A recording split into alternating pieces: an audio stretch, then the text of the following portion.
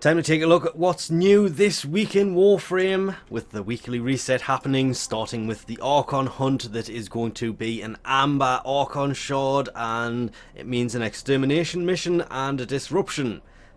To be fair, all actually pretty easy, ending with the notorious showdown. I'm not sure why that kept scrolling up there, that was just weird. Meaning the Chipper will be selling the Crimson Archon Shard.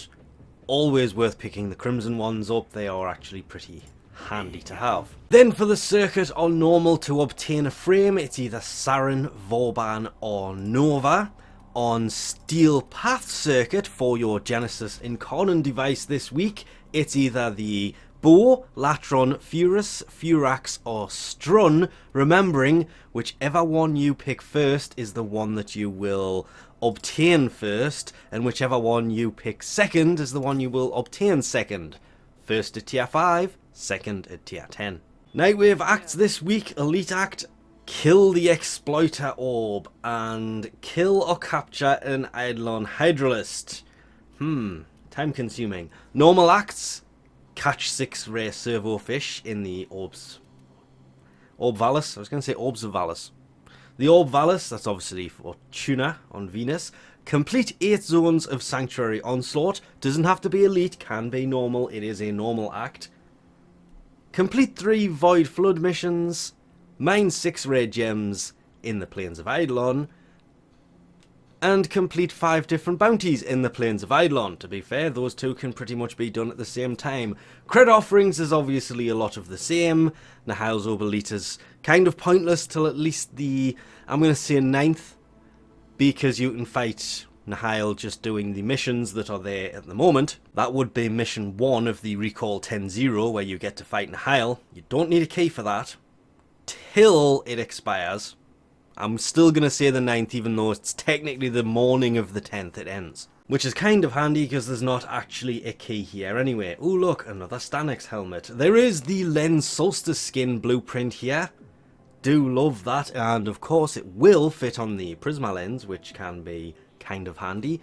Aura-wise, there is Corrosive Projection, Rifle Scavenger. Deadeye can be useful, 52.5% extra damage for sniper rifles. Aura is max health increased by 90%. Base health, not modded health. Shield Disruption minus shield capacity for enemies.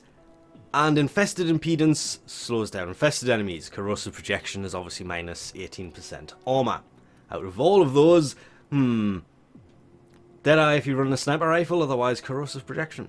And also depends on the frame you have, because that can be pretty handy on 2 particular frames. There is the Merlock Desert Camo Skin Blueprint, the Tonkor Desert Camo Skin Blueprint, the Jules Zoran Daggerak Skin Blueprint, the Sindo Daggerak Skin Blueprint, the Plinks Shock Camo Skin Blueprint, Grol's Pobla Floof, the Emissary Ornament Landing Craft Decoration, same as the Glassmaker Ornament, the Heat Dagger. This is the blueprint to build the actual Heat Dagger. Heat Sword slightly better, but the Heat Dagger, well, still wish it had a higher attack speed.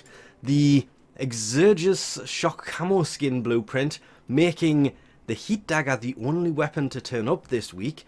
Augment wise, Prism Augment for Mirage, Ember's Fire Blast Augment, Atlas's Rumbler Augment, the Supra Accuracy While Aiming Augment, that one can actually be pretty decent.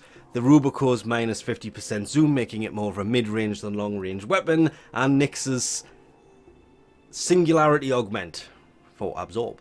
Jumping in to see what Teshin has for his Steel Path on a store this week, and it is a Rifle Riven mod. I still think these are massively overpriced, but if you do have to buy an augment from him for whatever reason, the rifle one, probably the best to get.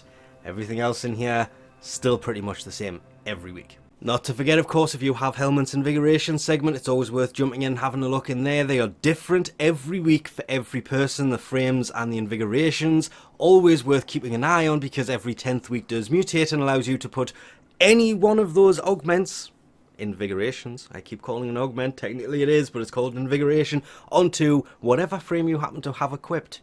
It is really handy. Shame it's only every 10th. And lastly, don't forget, if you are farming for the Vitrica from Nihil or the Wolf Sledge from the Wolf of Saturn 6, you have until August the 10th at 10:59 AM ET to actually farm them without a key, because starting August 10th at 11 AM ET is week 4 of the Recall 10-0 event, which, to be fair, don't particularly care what the Mission 2 and Mission 3 are, because Mission 1 is going to be a ton of fun, because it's going to bring, hopefully, it's going to bring back the Knights of Neighbourus jack-o-naught mission. That is a mission that, for the past 2, maybe 3 years, I have missed. Every October 31st, it used to be an event that was there constantly, and it's just not there anymore.